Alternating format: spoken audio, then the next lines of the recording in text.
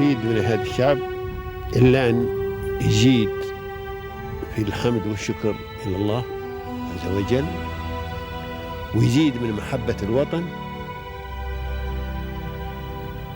ويزيد من العمل ومضاعفة العمل لما يسعى فيه من خير له وللدولة والأهل. هذا اللي أنا أدوره من الشعب، وربنا إن شاء الله يوفقنا جميعا على ما يحب ويرضى.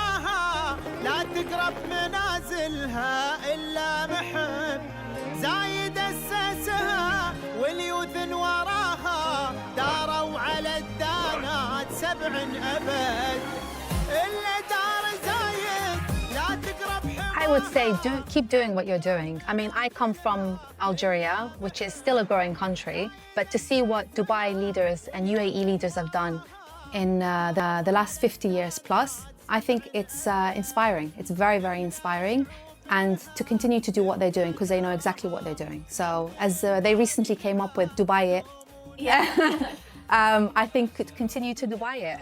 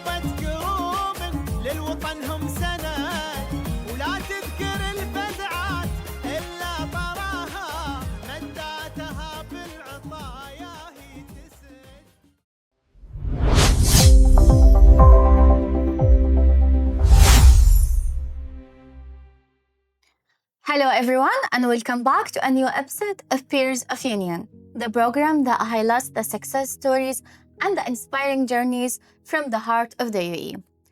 And today, our guests understand something that most people overlook, that where you work shapes how you work. The spaces around you, the energy in the room, and the environment you walk into every morning. It all matters more than everyone could think. Today, we meet the woman that has created that environment for some of Dubai's most ambitious businesses. Let's welcome with me Ms. Keltoum Moulay, the Managing Director of One Business Center, one of Dubai's leading premium workspace providers, with locations across GLT, Dubai Media City, and Emaar Square. Ms. Keltoum, welcome to Peers of Union. Thank you for having me. Pleasure to be here. Thank you. And Ms. Keltoum, mainly we start our interview with letting the guests introduce themselves in a personal and professional as well level. If you could start, please. Where do I begin? So I'm originally from Algeria, but I was raised in the UK, and that's where I grew up and took my studies. My entire family is also based in the UK. It's where I actually studied for media, so a completely different field into what I am now.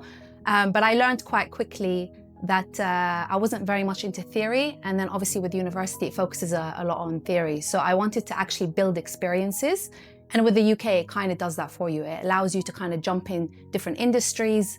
And I started off in luxury retail, actually. So I started off working for a lot of the premium luxury retailers in the UK, where I learned customer service is very, very important.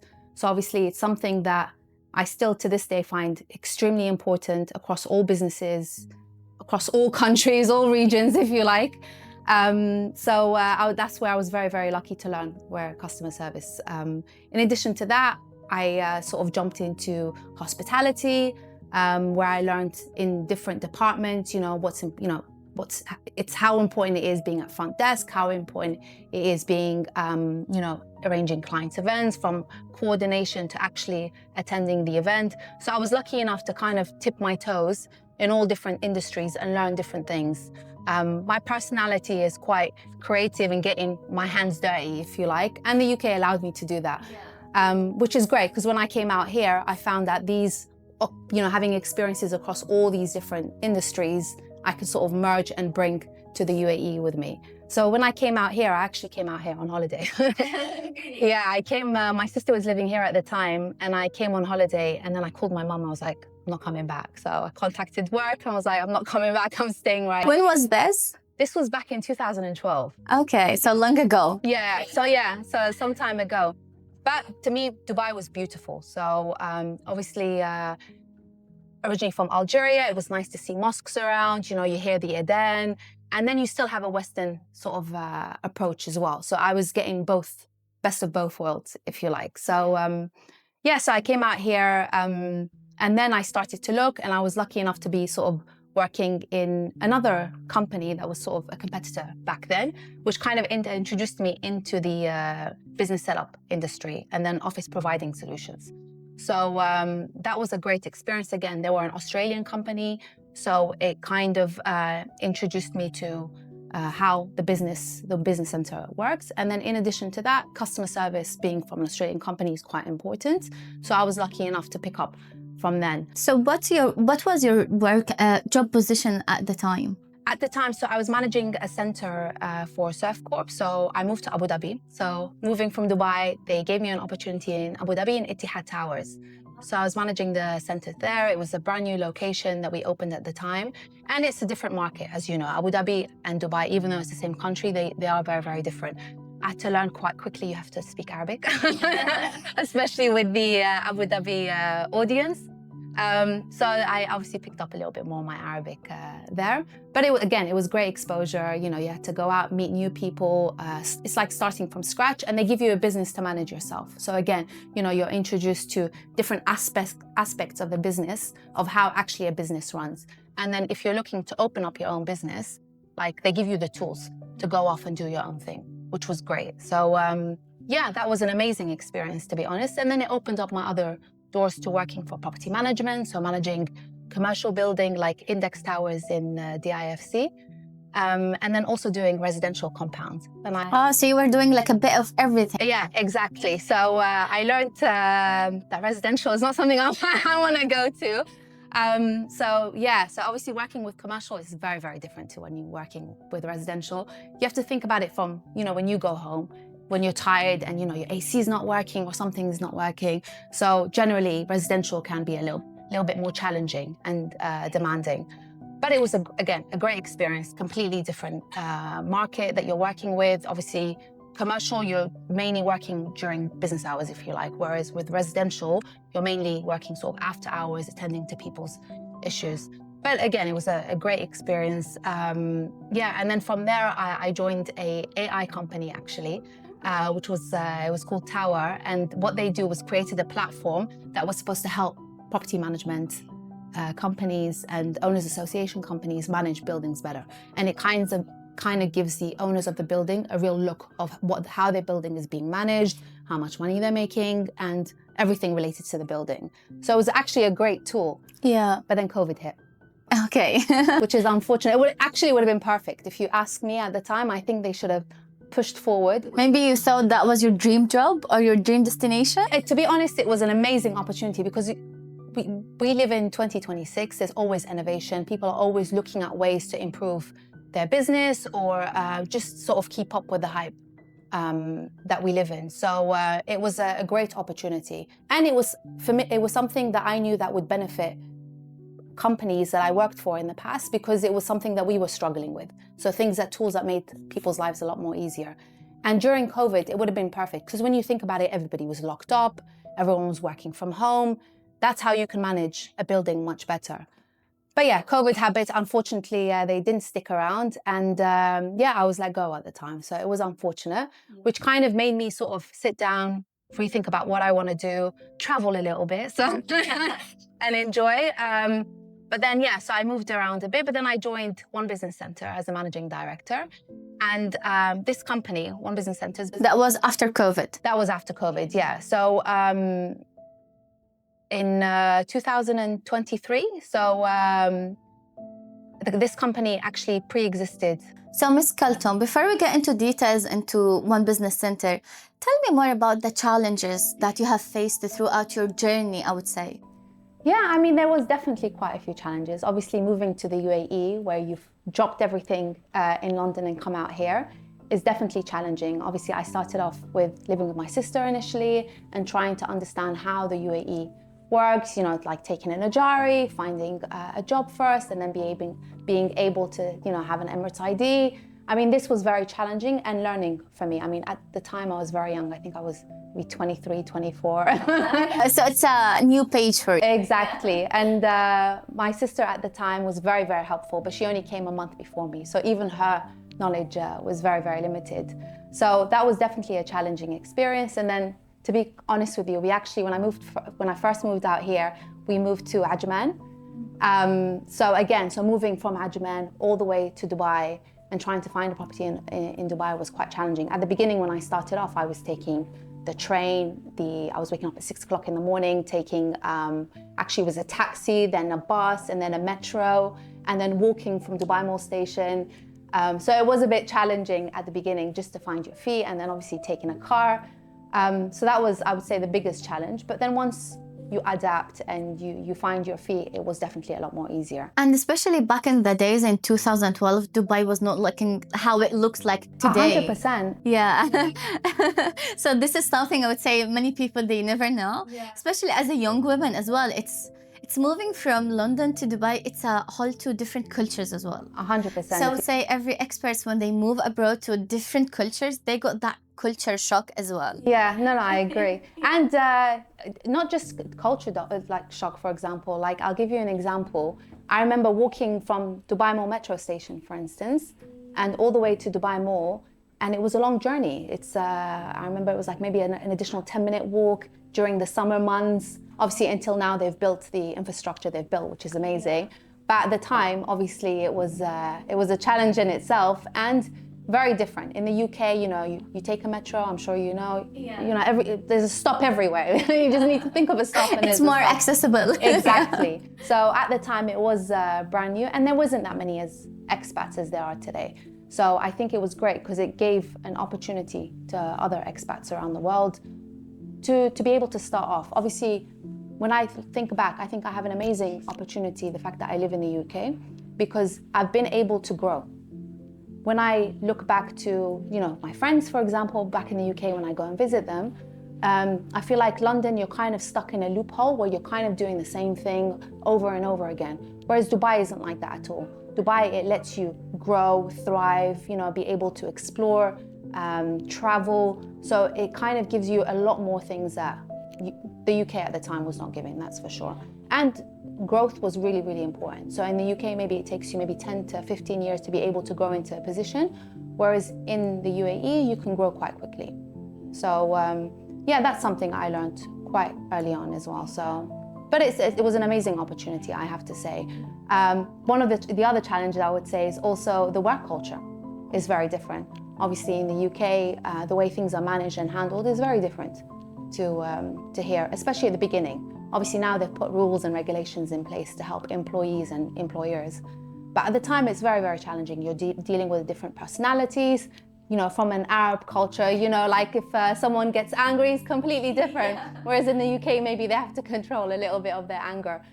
So obviously that was something that you kind of have to adapt and learn how to work with it. And then in the UAE, we got mixed with 200 nationalities as well, which is like I would say it's a pleasure to meet like a different nationalities, to get to know like different cultures, even different foods as well. Like in Dubai, you don't have to travel abroad to discover the cultures. You have everyone here. No, 100%. Like I met people from Ecuador, Brazil. I mean, these are... Even if you miss Algeria, you will see Algerian's restaurant. There is, yeah. And it's so interesting. Obviously, I've been here now 13 years plus. At the beginning, there wasn't that many Algerians. Obviously, now we have a lot more Algerians. There's Algerian restaurants popping up here and there. But at the beginning, there wasn't many Algerians. And obviously, being someone who grew up in the UK, I tend to sort of mix well with English people because that's who I grew up with.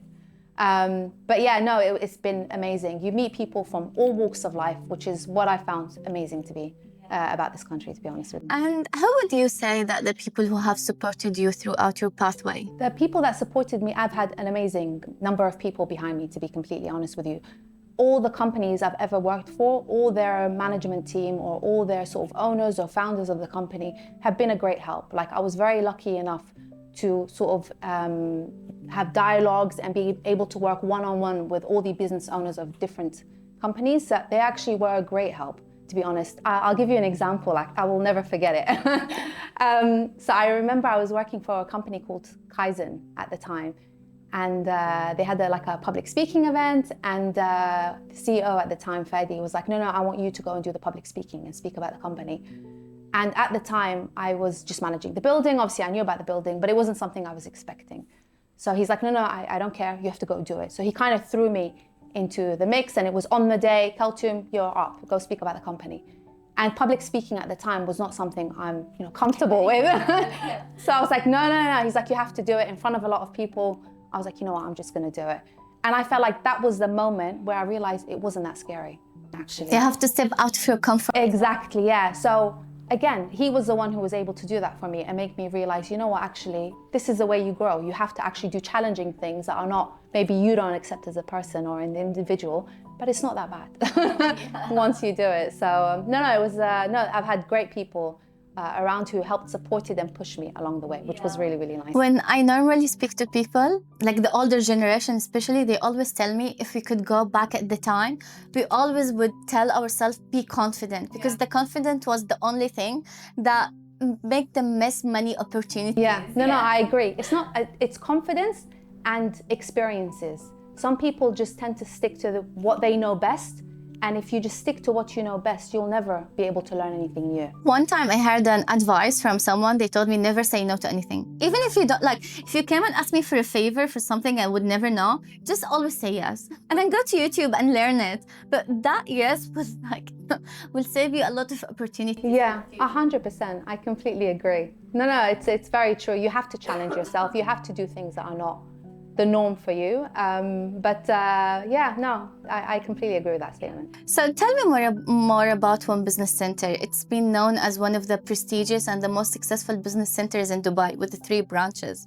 Correct, yeah. So we're actually enough to be around for 10 years now. So we first started to operate back in 2016. So originally the company is founded by Australians, where they noticed there was a market in the gap back in 2016. What was the gap?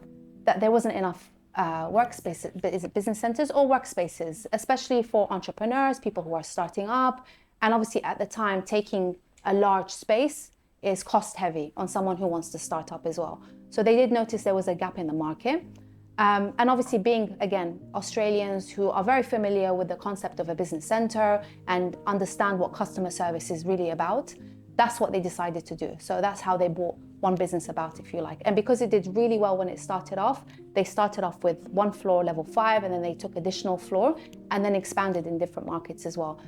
But what they did differently, which is something that we thrive off to this day, is building a community. People come here for the vibe, because otherwise you can get 4 walls and a window anywhere else. So it's, for us, what's really, really important is the community that we build and the customer service experience that you get. So that's how we hire our team members. That's what we push our team members to constantly improve on. And I say that's what kind of kept us going for the 10 years. So, and we're actually looking to host a 10-year anniversary towards the end of the year. So, Oh, really? Yeah, so it's really, really exciting to see us sort of come this whole journey. Yeah, so what is the, let's say, the unique services that they offer, no any other businesses they offer? So for us, like I said, customer service is pretty unique to us, I would say, especially when you look at different competitors around. But in addition to that, we have podcast studios that are available. I'll show you later. We actually have 2 podcast rooms that we introduce to clients because we noticed that's a new niche that's coming. We have an event space. That's something that's not available to many other places as well. And we try to give everything a company needs in order to thrive from the actual centers as well. So even we host actually community events once a month. So we get one of the clients to be able to introduce their company, and it gives them an opportunity to mingle with other clients as well. So for us, this is really important that we maintain, and we've maintained throughout this time. So this is how we've been able to build the. So tell me, at the time when you have come into one business center and then you became a managing director. Yeah. So it was some time ago now. So it's been just almost 3 years where I've been in one business center. It was challenging. I'm not going to lie to you. Obviously, you're coming in. You're managing about 28 different staff members from all individual locations, different nationalities. So it was sort of starting from the beginning because we had to, obviously post-COVID, people became a little bit complacent. So it was like starting off again. It's like retweaking the mindset of individuals and sort of making them understand that this is what we're going to continue to do, which is what we used to do in the past, and sort of bring back in order to bring one business center to what it is today. Obviously, we sit at great occupancy. But the reason we sit at great occupancy is because we have amazing clients that want to be here and want to stay here. And why do they want to stay here? Because obviously they're enjoying where they are, the community we've been able to give them, and then the team that are able to support them. We can help them with anything that they need. Mm. I was going to ask you my next question, how do you maintain the long-term relationship? But you literally answered me. Yeah, no, we're very, very lucky. I mean, we've had clients, Trivandi, for example, is a perfect example, who've been with us for a very long time, and they started off with one individual, and now they're 50 plus individuals, and we still host them here in one business center, and they're an international recognized company, so they help sort of build the events for F1, Olympics, and they started off with a one-man show. So we've been able to sort of see them grow, assist them throughout their journey, and hopefully continue to do so. Yeah, inshallah, I hope so.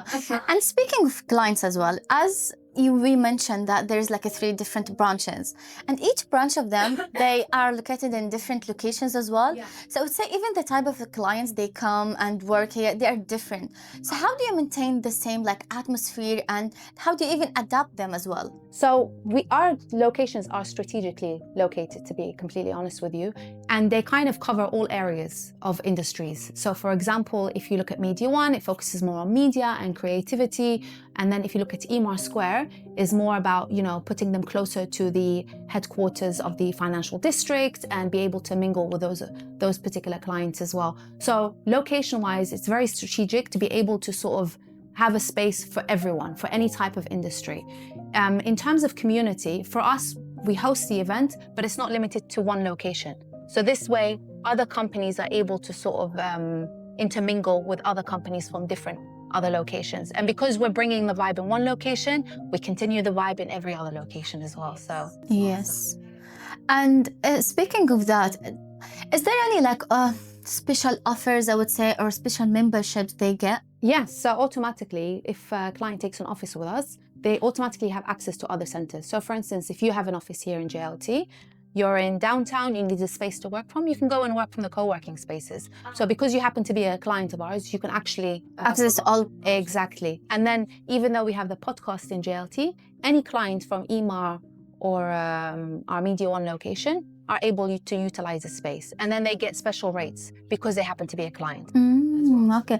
So tell me an interesting story about a business or a client that you never has expected, or they taught you something, or you have seen them growing, or something they left inside you. Yeah, I mean, Trivandi was a perfect example that I can use because I saw their journey from the beginning where they just started off with one person.